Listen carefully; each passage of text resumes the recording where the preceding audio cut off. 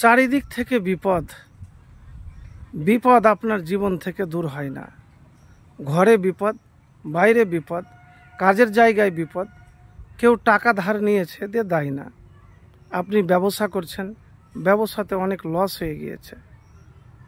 ছেলে আপনার কথা শুনতে চায় না, আপনি একবারে নিঃস্ব অসহায় অবস্থায় আছেন। বিপদ যে কোনো হোক না কেন, এই আমল আর এই দোয়া করলে ইনশাআল্লাহ আপনার জীবন থেকে বিপদ কেটে যাবে। এই দোয়াটি 11 বার বা যতক্ষণ পর্যন্ত আপনার বিপদ না কাটবে গুনগুন করে মন থেকে মন দিয়ে দোয়াটি পাঠ করবেন। প্রিয় ভাই, জীবনে কখন বিপদ আসে আমরা কেউ জানি না, আর কখন বিপদ যাবে এটাও আমরা কেউ জানি না। তাই জীবন থেকে বিপদকে দূর করার জন্য যে কাজটি আমলটি করতে হবে সেটি খুবই সহজ। সেই আমল কি জিনিস জানেন? সেটি হলো, যখন আপনি বিপদে পড়বেন নিরাশ বা হতাশ হবেন না। যে অবস্থাতে আপনি থাকবেন শুকরিয়া আদায় করবেন যে আল্লাহ তুমি আমাকে যা রেখেছো ভালো আছে, আলহামদুলিল্লাহ, তোমার হাজার হাজার শুকরিয়া। কেন জানেন? আন্তরিকতার সাথে যদি আল্লাহর কাছে এই শুকরিয়া আদায় করতে পারেন, কৃতজ্ঞতা প্রকাশ করতে পারেন, তাহলে আল্লাহ রাব্বুল আলামিন আপনার সমস্ত বিপদকে দূর করে দিতে পারে জীবন থেকে। তো প্রিয় ভাই, আমি এতটুকুন বলবো, ভেঙে না পড়ে আলহামদুলিল্লাহ বেশি বেশি করে পাঠ করবেন। আর যে আরেকটি আমলের কথা বলবো, এটি আমল খুবই সহজ ভাই। যে আমল হলো, ধরেন আপনি টাকা কাউকে দিয়েছেন, তো টাকা দিয়ে আপনাকে দিতে চাই না, আর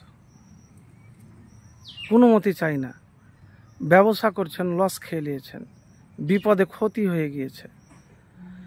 তো যে দোয়ার কথা আপনাকে বলবো আমি, এই দোয়ার মধ্যে অনেক কিছু আছে। তো দোয়াটি মন দিয়ে আপনি পড়বেন।